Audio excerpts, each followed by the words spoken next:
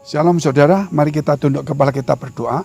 Bapa kami dalam surga, Bapa yang baik, yang kami kenal di dalam nama Tuhan Yesus. Sungguh kami mengucap syukur kepada Tuhan, jikalau hari ini Tuhan kami boleh menghadap kepada Tuhan, kami punya waktu untuk berdoa dan mendengarkan firman Tuhan. Supaya hati kami boleh dilimpahi ucapan syukur, dilimpahi Tuhan dengan damai sejahtera dan kasih daripada Tuhan. Karena selama kami di dunia, kami memandang ke depan kerap kali Tuhan, apa yang kami harapkan tidak pernah terjadi. Oleh sebab itu Tuhan, kami percaya dan berharap kepada Tuhan. Karena apa yang Tuhan nyatakan kepada kami, jikalau kami mengandalkan dan berharap kepada Tuhan, maka semuanya pasti Tuhan akan berikan. Karena Engkau yang berkuasa dan Engkaulah Tuhan yang mengasihi umat-Mu. Terima kasih Bapa, kami berdoa untuk mereka dalam pergumulan, mereka yang punya masalah persoalan tantangan. Kiranya Tuhan Kau beri kekuatan dan kesembuhan. Di dalam nama Tuhan Yesus kami sudah mengucap syukur dan berdoa. Haleluya. Amin. Hari ini kita akan merenungkan tentang yaitu kata persembahan. Banyak orang berdiskusi atau meributkan tentang persembahan. Baik itu persembahan ucapan syukur, permohonan, baik itu persembahan perpuluhan maupun persembahan saudara korban yang lainnya. Sehingga mulai mereka ini membicarakan apa? Kenapa aku memberi kok nggak dapat? Kenapa aku telah memberikan persembahan sebagaimana pendeta yang memberikan kepada saya, kok saya tambah susah? Tapi ada juga yang diberkati. Ini kita kembali lagi saudara. Kita harus membahas tentang apa arti kata persembahan. Kalau persembahan itu berarti kita memberikan sesuatu dan itu diberikan kepada Tuhan, saudara, itu satu yang sudah tidak kita harapkan kembali. Dan waktu kita mempersembahkan, kata persembahan itu bukan berarti hanya memberi. Kalau memberi itu berarti kepada seseorang yang gak punya, atau yang membutuhkan, atau yang diperlukan. Tetapi kalau mempersembahkan itu berarti saudara, apa yang kita beri, mungkin itu tidak berarti bagi yang menerimanya. Contohnya seorang janda yang memberi persembahan kecil sekali. Tapi Tuhan melihat itu sangat besar di hadapan Tuhan. Karena dia memberi dengan saudara kekurangannya. Artinya di sini saudara bukan bicara soal memberi, tetapi memberikan persembahan. Banyak salah kaprah, salah pandangan di gereja. Sehingga banyak orang dipaksa untuk memberikan persembahan supaya motivasinya mendapatkan kembali lebih 100 kali lipat. Mungkin ada firman-firman yang sepertinya mengatakan demikian. Tetapi sebenarnya saudara itu satu motivasi yang salah. Kalau kita memberikan persembahan itu berarti saudara kita anggap hilang dan memang ucapan syukur kita kepada yang di atas. Jangankan kita berkata memberi kepada Tuhan. Yang pantas adalah memberikan persembahan. Persembahan kepada Tuhan. Tuhan kepada kita bukan memberikan persembahan. Tapi Tuhan memberi kepada kita itu memberi. Persembahan itu berarti ada sesuatu yang di atas kita. Tanpa kita kasih pun di atas itu saudara pasti memberi kita. Tapi kalau kita memberi bukan berarti dia butuh. Dia lebih dari segala-galanya. Contohnya seorang raja. Mungkin ada rakyat datang. Dia membawa hanya beberapa singkong dari hasil dari tanamannya. Raja itu tidak merasa terhina. Karena orang ini memberi dengan tulus tanpa meminta balasan. Padahal raja itu punya lebih-lebih saudara.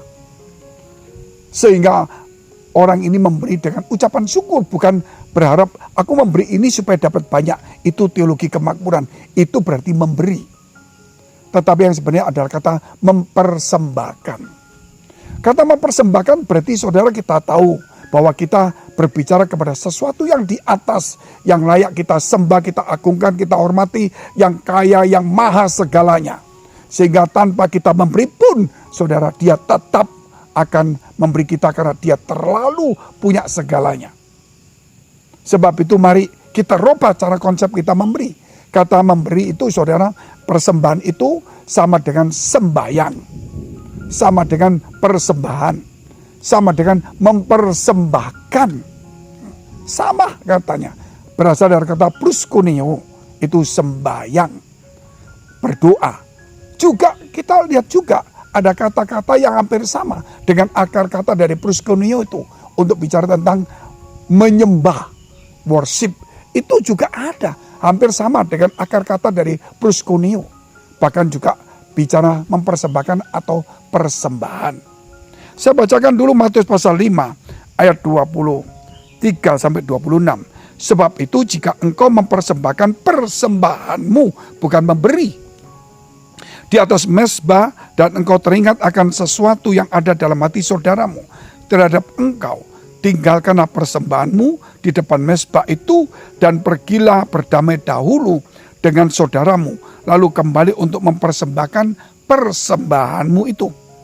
Segeralah berdamai dengan lawanmu selama engkau bersama-sama dengan dia di tengah jalan, supaya lawanmu itu jangan menyerahkan engkau kepada hakim, dan hakim itu menyerahkan engkau kepada pembantunya, dan engkau dilemparkan ke dalam penjara. Aku berkata kepadamu, sesungguhnya engkau tidak akan keluar dari sana sebelum engkau membayar hutangmu sampai lunas. Inilah kata mempersembahkan, berarti sesuatu yang suci, yang kudus. Sehingga kita memberikan persembahan di atas mezbah, dan kita teringat saudara akan sesuatu dengan saudara kita, perselisihan, kita tinggalkan persembahan itu, berdamai dahulu. Setelah berdamai baru teruskan. Artinya di sini persembahan itu Tuhan tidak menuntut, Tuhan tidak membutuhkannya. Tetapi persembahan itu adalah sesuatu yang suci, kudus, bukan sesuatu yang berharga bagi Tuhan. Saudara, mungkin itu berharga bagi kita, mungkin juga bagi kita biasa saja, bagi Tuhan terlalu biasa. Namun Tuhan itu akan melihat itu, saudara, karena kita punya respek, ucapan syukur. Karena apa, saudara? Karena kita punya motivasi yang benar, yaitu hidup benar, berdamai, menjadi pendamai, bukan berkelahi, bukan berselisih, bukan sakit hati, bukan dendam. Baru persembahan kita walaupun kecil pun diterima oleh Tuhan. Sehingga saudara jangan kita berkata, aku memberi banyak supaya diterima nanti Tuhan bela perkara aku. Tidak, saudara. Karena memberi persembahan itu bukan berarti menyuap Tuhan. Tidak. Lain dengan saudara memberi kepada orang lain. Kalau Tuhan kepada kita itu memberi, kalau kita kepada Tuhan persembahan. Kalau memberikan persembahan, saudara, berarti sesuatu yang ikhlas, yang diberikan dan tidak mungkin kita minta kembali. Karena kita mengucap syukur, ada respek, hormat. Karena dia yang di atas itu kita hormati, kita hargai, sehingga kita memberikan sesuatu walaupun itu tidak berharga bagi yang kita berikan itu kepada Tuhan kita. Tetapi Tuhan melihat sesuatu dari hati kita walaupun sedikit, tapi kalau dengan hati yang benar, dengan hidup yang benar, itu berkenan kepada Tuhan. Sebab itu Tuhan ingin supaya kita berdamai. Mari di gereja, saudara, kita lihat gereja berkelahi karena uang. Ada orang memberi persembahan supaya memecah gereja. Saudara, itu salah. Jadi lebih baik, saudara, kalau kita lihat, kalau dari perjanjian lama, baik itu kitab-kitab yang lama, saudara, yang mengatakan siapa yang menyuruh engkau memberikan persembahan? Gitu. Bukankah bertobat, hidup benar itu jauh lebih penting daripada memberikan persembahan? Nah, sebab itu saudara dikatakan Roma 12 ayat 1, persembahkan tubuhmu sebagai persembahan yang hidup, kudus, berkenan kepada Allah. Itu ibadah sejati. Jadi mempersembahkan bukan materi, tetapi hidup disertai hati. Mari rubah konsep kita. Dari cara memberi persembahan, mau perpuluhan, mau apapun, itu saudara tidak harus dipaksakan. Jangan minta kembali lagi sesuatu yang suci, yang kudus. Tuhan pun tidak pernah membicarakan itu terlalu banyak. Sebab itu mari belajar memberikan hidup hati yang baik. Apapun yang kita persembahkan, nyanyian, pujian, ucapan syukur, penyembahan, walaupun sedikit suara bising, suara apapun, tapi kalau dengan hati yang benar, dengan suka hidup dan berdamai, itu Tuhan akan menerimanya. Mari kita berdoa bagi saudara yang punya pergumulan, dekapkan kedua tanganmu di dadamu. Engkau yang sakit, tumpahkan tangan bagian sakit. Kami berdoa Tuhan untuk mereka yang sakit, Tuhan sembuhkan dalam nama Yesus. Karena engkau berkata, imanmu telah menyelamatkan engkau. Dan dalam nama Yesus, nama di atas segala nama. Kami juga berdoa untuk mereka dalam pergumulan masalah, persoalan sakit penyakit, keluarga, pekerjaan, karir, studi, perjodohan, apapun juga. Tuhan, Engkau sanggup menolong. Oleh sebab itu kami berdoa untuk mereka, Tuhan berikan kekuatan, pemulihan, jalan keluar. Dalam nama Tuhan Yesus, haleluya, amin. Jika saudara masih membutuhkan pelayanan doa dan konseling, silakan hubungi nomor tertera di bawah ini. Tuhan Yesus memberkati.